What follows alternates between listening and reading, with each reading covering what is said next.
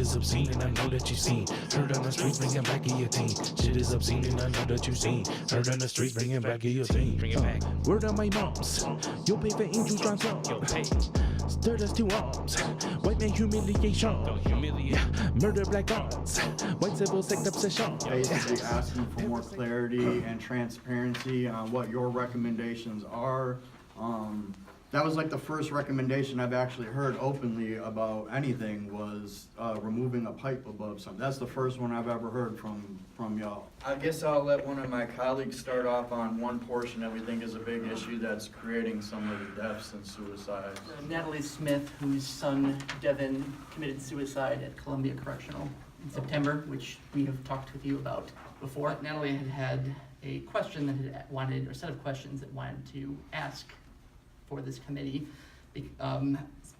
asking, is there protocol for inmates that can physically see health issues such as cutting, which was the case of her with her son, that if they see wounds on them, what do they do? Also, if one already tried to commit suicide, such as Devin swallowing a bunch of pills, what is the protocol for incidents such that because they feel that they do nothing? And also asking what's the difference between known mental health versus possibility of mental health being seen as issues. Do you have any response now for her? Probably not. I just don't know whether we've reviewed that one or not. So this is the person who had died in September, and I believe this is the third of your meetings that we have brought this up, but you're not sure. Okay. We don't want to make this a debate session. Well, it takes two to debate, and it seems like there's some defensiveness. That's why we're getting a bunch of responses. Like, this is a public committee. You should be open to, like, if we're telling you stuff, like, don't start the debate. Maybe just say, okay. So, you know, I just add that. It does take two to debate. So on October 8th, 2018, I was stabbed in my head 3 times by an inmate while at group outdoor rec. Keith's knife was approximately 15 inches, solid steel, hidden in his waistband. Then a corrections officer sprayed him with pepper spray in his face as he lay on the ground with Keith, the inmate's name, trying to stab me. Finally, they sent me to Green Bay Correctional Institution, denied all my meds, denied my legal property for 30 plus days, kept me in a feces and urine sprayed cell for 2 days with 31 staples in my head and minor stab wounds elsewhere. I couldn't even get a Band-Aid. There's another letter from someone held in Waupun. This is a direct quote. It is known that inmates are doing self-harm on a constant basis. Either they are being allowed to run headfirst into doors and walls or jump off sinks while officers say, "You are playing, where's the blood?"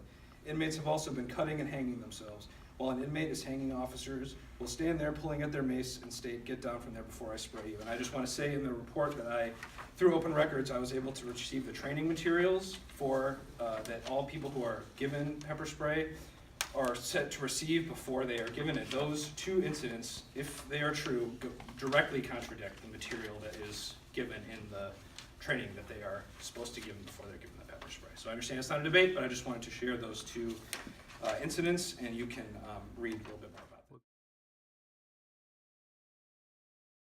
I've reviewed those statutes, and they state that patient information can't be released, but the recommendations and the policy changes can be shared. I can quote it, but yeah. So those statutes, like I think those statutes being misapplied, and we've been trying for a year now to get access to what policy changes are occurring in the DOCs as a result of people dying, and that's a minimum standard of public transparency that a government institution should have under open meetings laws and open records laws.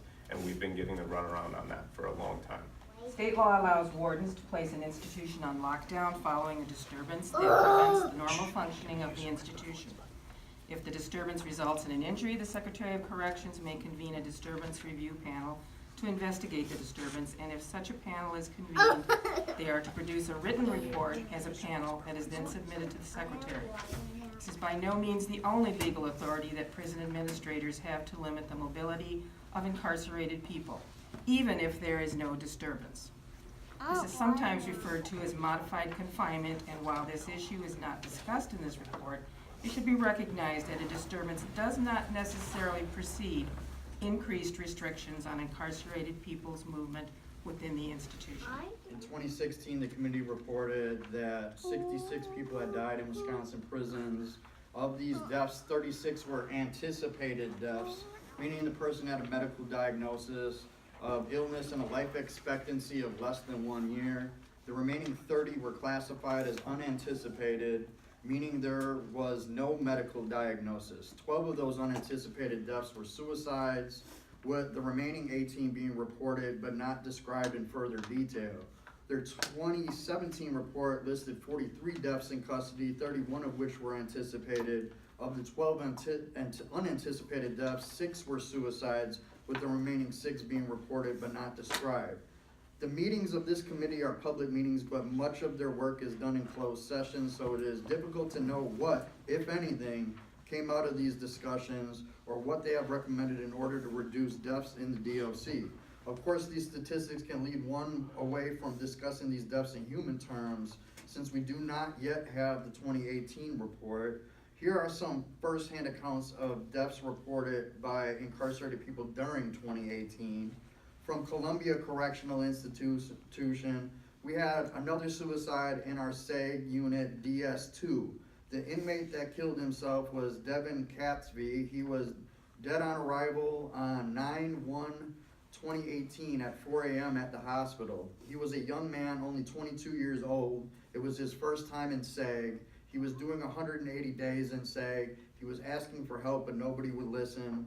How many people have to kill themselves before change comes? The SAG units in Columbia Correctional Institution are hell.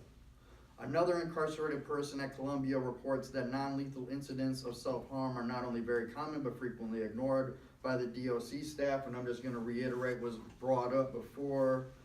Suicides are treated with skepticism. Staff will stand outside the door and not know if a guy laying on the floor with a noose around his neck is serious.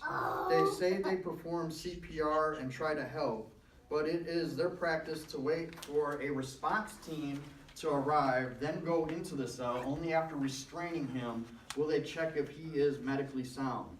They take no concern to the mental health crisis here. I can't tell you how often I have seen a guy cut himself for attention or otherwise. The numbers are staggering. Staff gets frustrated and looks at those who self-harm with disdain, often referring to them as cutters. In segregation, they have a habit just letting the inmate bleed.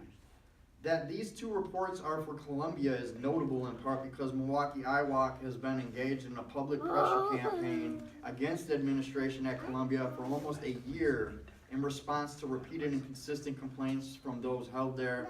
Sadly, these efforts were in vain, as another incarcerated person would take his own life there before 2018 was finished. I mean, we just really want y'all to take what we're giving you here in the report to heart. There's some additional other pieces we left out because we didn't feel they were as relevant to your committee in particular, but I wouldn't leave them out entirely either, relating to canteen and food services, because a lot of these things also have psychological impacts on the people in and can lead to them self-harming.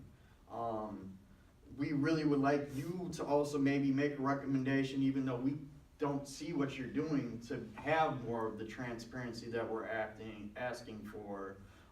Because honestly, it's not in good faith to the community. The community really would like to know what the recommendations are. I mean, a lot of us even would like to know like what your mortality rates are just between the facilities. Like, we get the large umbrella number, but we don't know that, and that might actually help us also in helping you to key in on which facilities are having more problems, which facilities are actually having explicit need for change in it. And if we had those specific numbers on who's dying, where the unanticipated deaths are more likely occurring, we could key in on that, but like the public's not privy to that information at this moment, so. So my motion would be that we explore the legality of just listing, in a generic sense, recommendations that have come from this committee since its inception, and be able to present them in a public setting. So that's my motion. Yeah, stay grounded in the ways of the past that were lady. Whoa, stay bound in the pig scoop, they touch puff and brain. Yeah, stay grounded in the ways of the past that were lady. Whoa, stay bound in the pig scoop, they touch puff and brain.